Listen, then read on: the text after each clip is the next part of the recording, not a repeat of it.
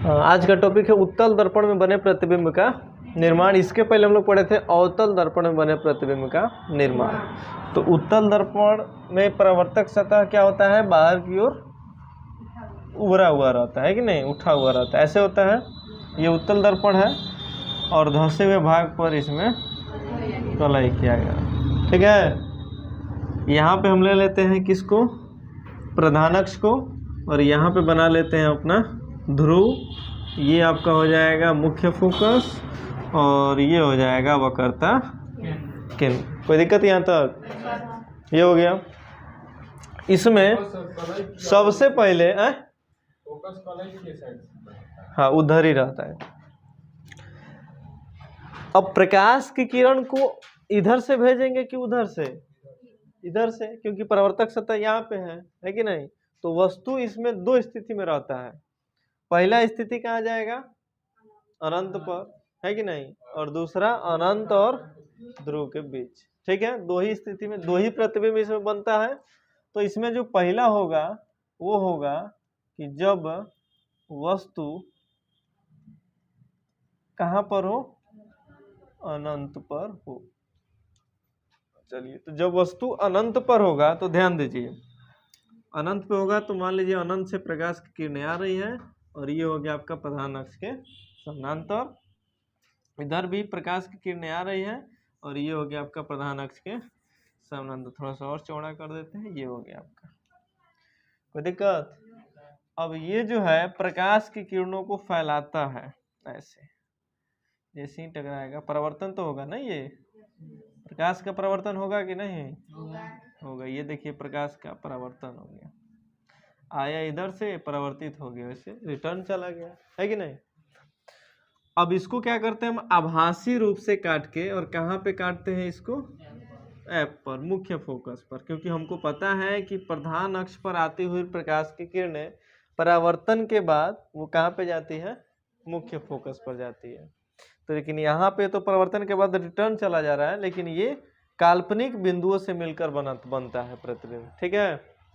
तो यहाँ पे अगर हम आपसे पूछें कि प्रतिबिंब की स्थिति मतलब कहाँ पे बनेगा, बोलिए प्रतिबिंब कहाँ पर बनेगा, मुख्य फोकस एफ पर। तो यहाँ पे लिखेंगे प्रतिबिंब, आइए प्रतिबिंब मुख्य फोकस पर बनेगा। कोई दिक्कत यहाँ तक? चलिए, प्रतिबिंब की स्थिति के बाद हम लोग लिखेंगे प्रतिबिंब का, बोलिए आकार। क्या होगा प्रतिबिंब का आकार? बिंदु के बराबर, यानी वस्तु से बहुत छोटा, बहुत छोटा, वस्तु से बहुत छोटा। और तीसरा, प्रतिबिंब की प्रकृति क्या होगी, आभासी या काल्पनिक। कोई दिक्कत नहीं। चलिए, दूसरा इसमें होता है, अब वस्तु को और आगे बढ़ाएंगे तो वस्तु आएगा अनंत और ध्रुव के बीच में, ये दूसरा होगा। तो पहले पहला उतारिए फिर दूसरा बताते हैं, जल्दी से नोट कीजिए। आइए, दूसरा क्या होगा इसमें, जब वस्तु अनंत और ध्रुव के बीच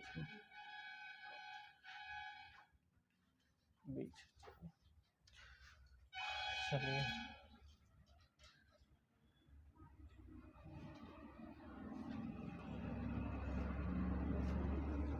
एक बनाते हैं प्रधान अक्ष, ठीक है। दूसरा यहाँ पे ध्रुव, यहाँ पे मुख्य फोकस और यहाँ पे वक्रता केंद्र, ठीक है। अब वस्तु को हमको रखना है अनंत, इधर हो गया, और ये क्या हो गया, ध्रुव, तो इसके बीच में, तो बीच में रखते हैं यहाँ पे, ये हो गया वस्तु। वस्तु में से पहला प्रकाश किरण प्रधान अक्ष के समानांतर गया और ये चला जाएगा कहाँ से, बोलिए मुख्य फोकस, ठीक है। दूसरे प्रकाश किरण को हम भेजते हैं कहाँ से, सी से भेज देते हैं, वक्रता केंद्र से, ठीक है।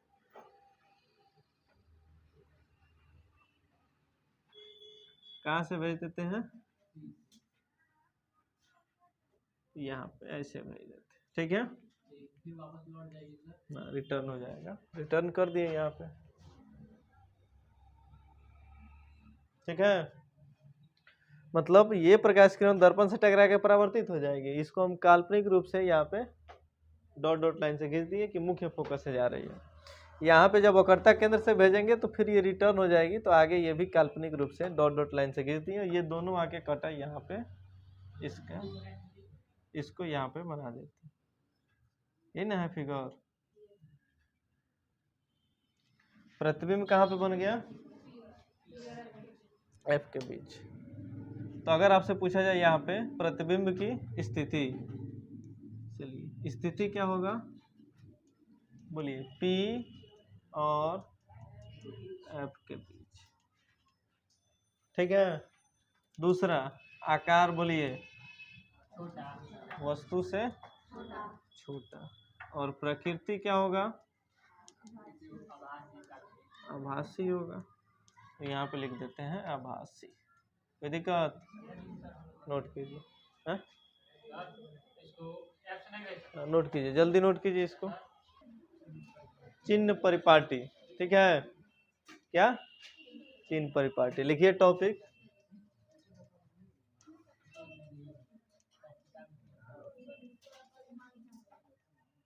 चिन्ह परिपाटी।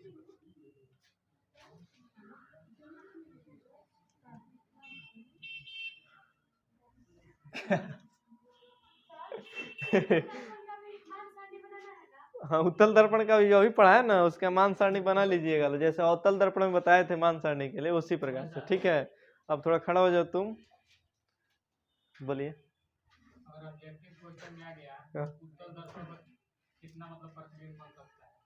उत्तल दर्पण में कितने जगह वस्तु को रख सकते हैं? 2। अभी ये बता, कितना लिखेंगे? 2 ही लिखना है। अच्छा, ध्रुव पर हम लोग नहीं प्रतिबिंब बना सकते हैं जी? ध्रुव पर नहीं खड़ा हो सकते हैं, वस्तु को नहीं रख सकते हैं, हैं? ध्रुव कहाँ पे है पता है आपको? ध्रुव किसे कहते हैं?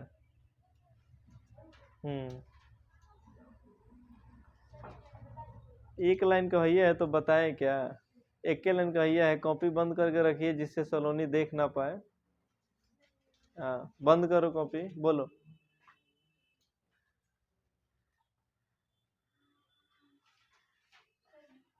खाली बोलती है, दांत दिखाती है।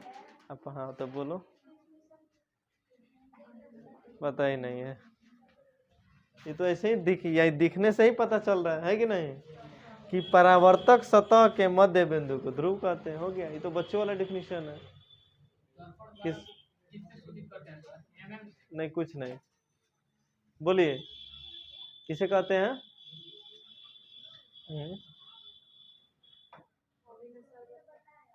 इसलिए तो पूछ रहे हैं, बताए हैं। बताओ, दोबारा सुनी नहीं है? नहीं सुनोगी, नहीं सुनोगी, पढ़ने के लिए थोड़ी आ रही है तुम। चलिए चिन्ह परिपाटी देखिए ध्यान से। उधर कहाँ देख रहा है? नहीं नहीं, बैठ जाइए। वो बैठ गई अपने आप, तो तुम लोग बैठ सकते हो, पूछने की क्या जरूरत है?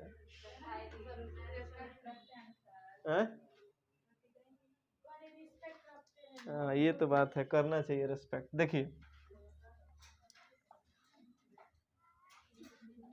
चिन्ह परिपाटी यही ना है, पहले समझा देते हैं फिर आपको लिखवा देते हैं, उधर नहीं जाते हैं हम लोग। ये आपका क्या हो गया? ध्रुव है, कुछ नहीं बनाना है अभी। ये आपका हो गया मुख्य फोकस और ये हो गया वक्रता केंद्र।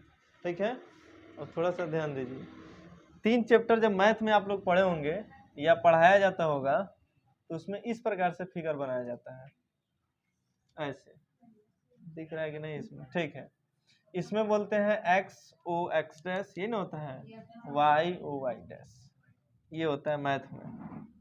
और उसमें बताया जाता है कि एक्स अक्ष पर दाहिने तरफ की संख्याएं प्लस में होती हैं बाएं तरफ की संख्या माइनस में होती है, फिर वाई अक्ष पर ऊपर की संख्या और नीचे की संख्या माइनस में। कोई दिक्कत?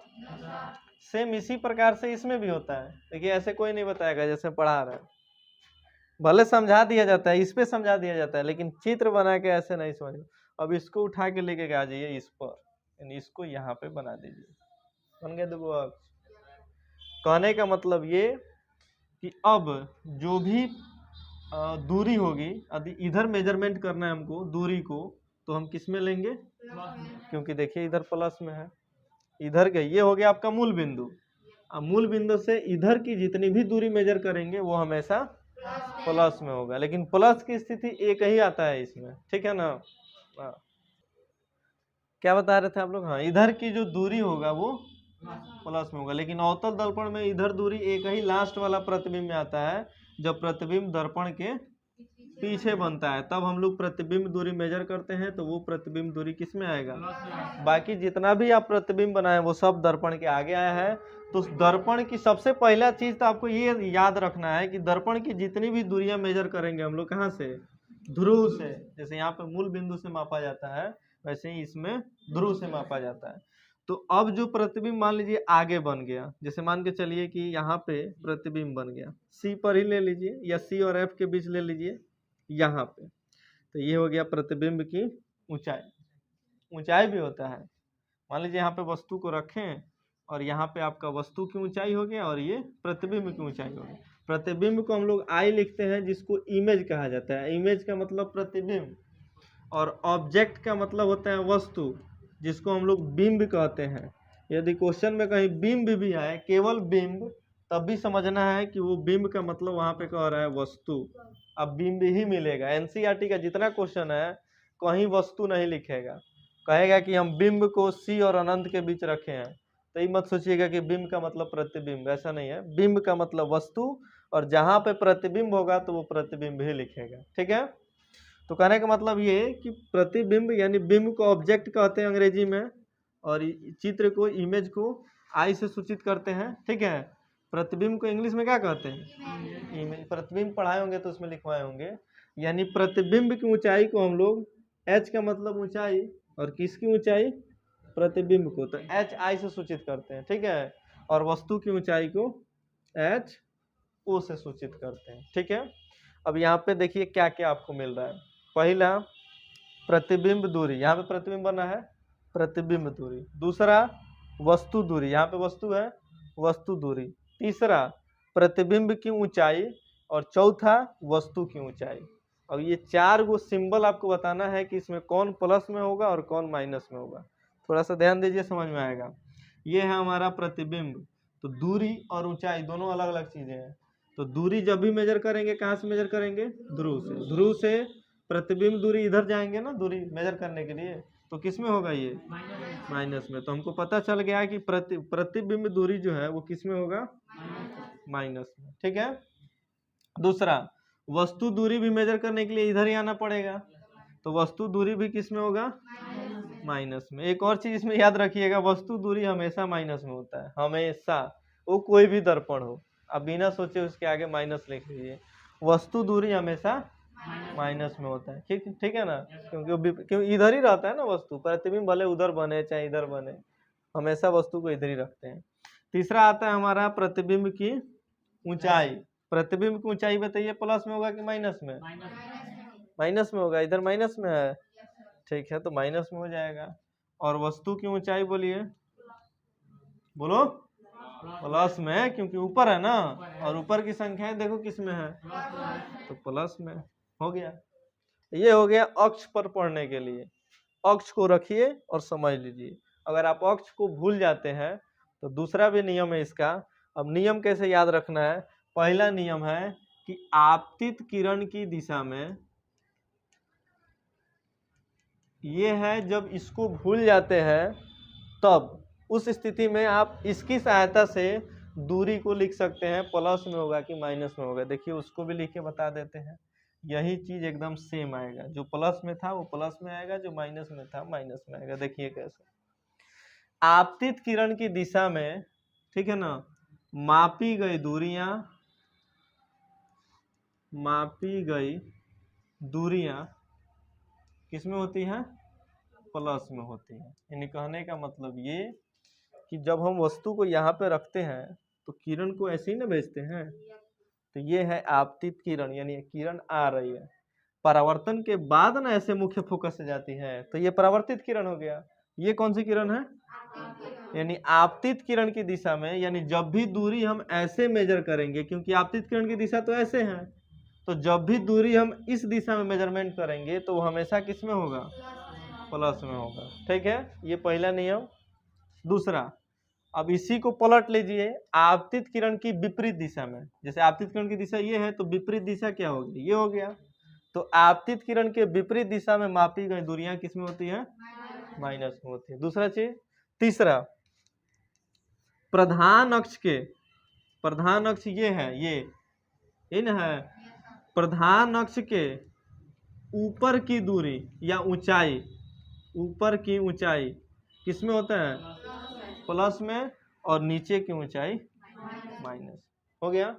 अब चलिए इसकी सहायता से हम प्लस माइनस ये अगर रखते हैं तो ये हमारा भी है, और भी का मतलब होता है प्रतिबिंब दूरी। भी का मतलब प्रतिबिंब दूरी। यहाँ पे है प्रतिबिंब, यहाँ पे बना है, तो प्रतिबिंब दूरी ऐसे मेजर करेंगे। तो ये बताइए आपतित किरण की दिशा में है कि विपरीत दिशा में है? विपरीत दिशा में है, क्योंकि आपतित किरण तो इस दिशा में है और दूरी हम मेजर कर रहे हैं इस दिशा में, तो आपतित किरण के विपरीत दिशा में हुआ ये, इसलिए यहाँ पे प्रतिबिंब दूरी किस में होगा? माइनस में होगा। ठीक है। अब दूसरा क्या है यहाँ पे? वस्तु दूरी। वस्तु दूरी तो हमेशा माइनस में है, होता है। या फिर ऐसे भी मेजर कर सकते हैं कि वस्तु दूरी मेजर करने के लिए आपको फिर इसी दिशा में आना पड़ेगा, यानी आपतित किरण की विपरीत दिशा हुआ तो ये भी किस में हो जाएगा?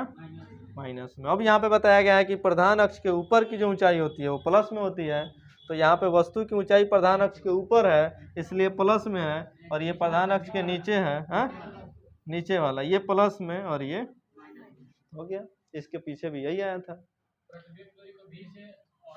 हाँ, ये हम लिखवाएंगे, अभी आप लोग टेंशन मत लीजिए। जब आगे पढ़ाएंगे दर्पण सूत्र लिखवाएंगे ना, दर्पण सूत्र किसे कहते हैं, उसमें बताएंगे कि प्रतिबिंब दूरी को भी से, वस्तु दूरी को यू से सूचित किया जाता है, और फोकस दूरी को एफ से।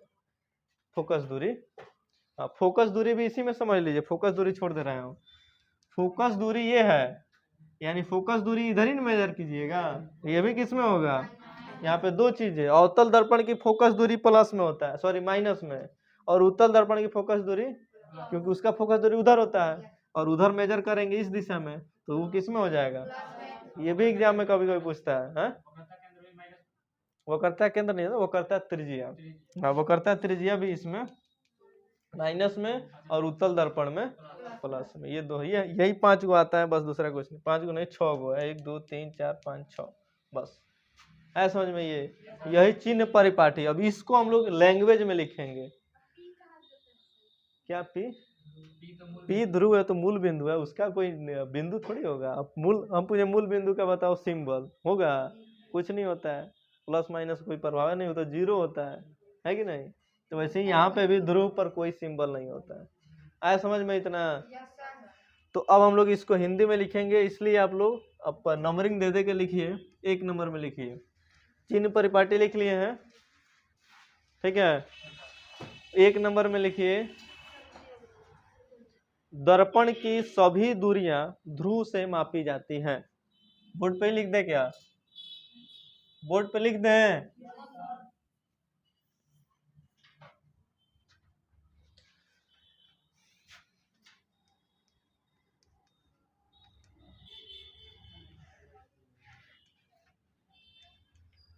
जिसको हिंदी लिखना नहीं आता है वो बोर्ड पर देख सकता है, ठीक है।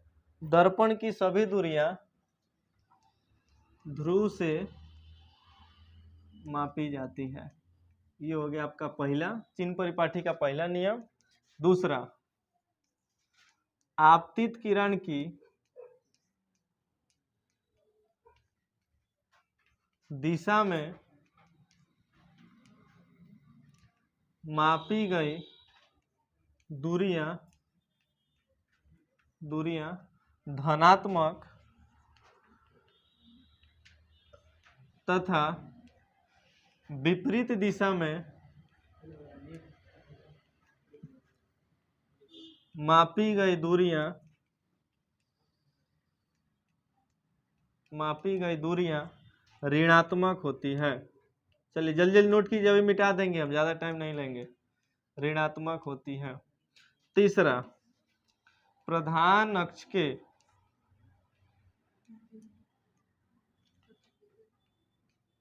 ऊपर की ऊंचाई धनात्मक तथा नीचे की ऊंचाई